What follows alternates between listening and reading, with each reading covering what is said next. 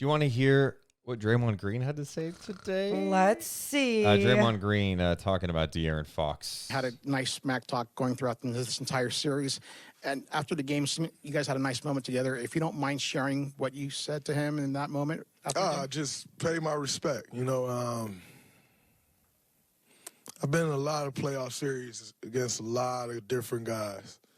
And if I'm honest, you leave most with less respect for a lot of guys. You know, whether it's, you know, how they act in the moment, how they step up to the pressure.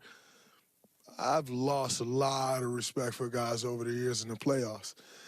And then there are some that you gain respect for. There are some that you see and you know they're cut from that same cloth you feel like you're cut from. And Fox is one of those guys. And so I just paid my respect, man. You know, hard-fought battle. Obviously, he's on the wrong end of it. We've been there before. Like, I've been to a Game 7 and lost in the first round. That was my second year in the league. We did that against the Clippers. And it's a part of it. You know, you have to go through that to ultimately reach where you want to go. And so I was really just showing my love and respect for him as a competitor. I was honored to compete against him today. Wow.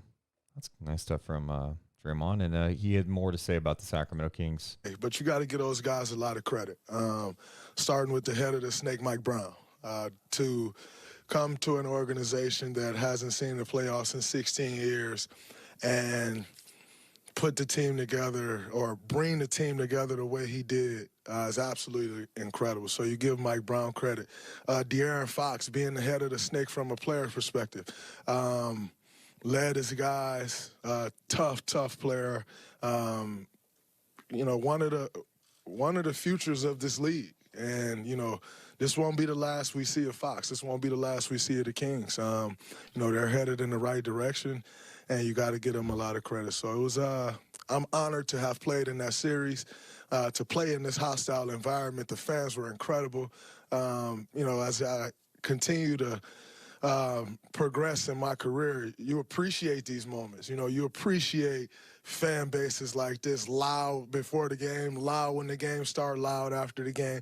You have a strong appreciation for environments like this. So I'm very thankful to have played in this series. It was a fun one for us.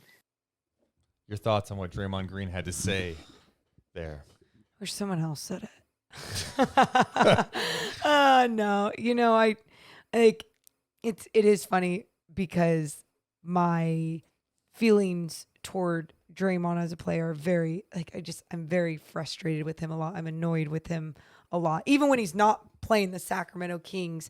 And there's times that people tell me that, hey, it's what motivates this team. It's what leads this Warriors squad. And, you know, I take it for what it is. I still, as a basketball purist or someone who loves and enjoys and consumes the game, I get annoyed. But what he has to say about Sacramento as a whole, the organization, the fans, and everything, respect. That was cool. Look, Draymond Green before the season was making jokes about Sacramento on The Shop on HBO. Okay. Yes. 8 months later, he's showing respect. The Kings have not been respected in this league in a long time.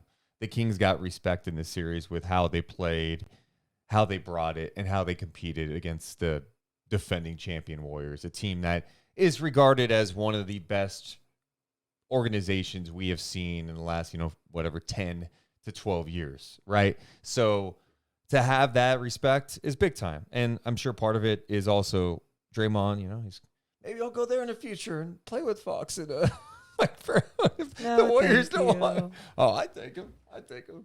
What? We could say we are not doing off-season stuff yet. Okay, not. We are gonna have so many podcasts over the off-season. It's gonna be insane. We have a lot of coverage. We got draft coverage, trade coverage, any breaking news, free agency. There's a lot to go over. Yeah, but no, I thought it's cool. And De'Aaron Fox, I think, got a lot of people's attention with how he played in this postseason, and he showed up in a big way.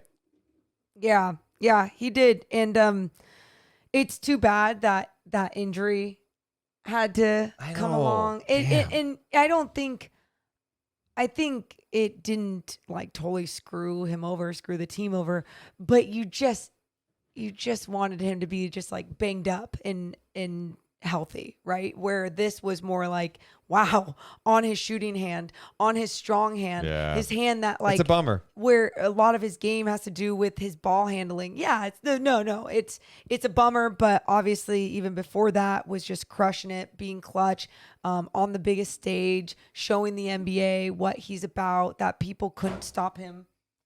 And so, yeah, hopefully though he is he finds ways to continue this type of play, especially if teams are watching film all year long and going, okay, this is what we need to do. Okay, throw this double at him. Okay, blitz, whatever it is. He better be ready to take his game to the next level.